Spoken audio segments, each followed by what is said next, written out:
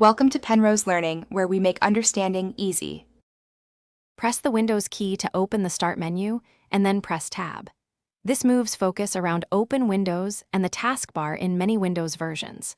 Press Windows key plus T to focus the taskbar icons directly and reveal thumbnails or tooltips.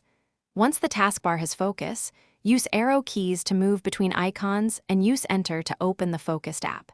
If you prefer previews, press Space or Enter on a thumbnail to restore the window quickly, and keep hands on the keyboard. Use arrow keys to move between taskbar icons and Enter to open the selected app.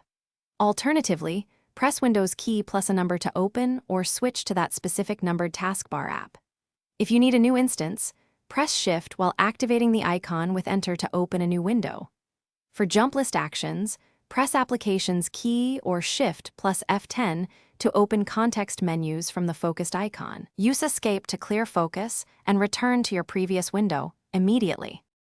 Press Windows key plus B to focus notification area icons, and then use arrow keys.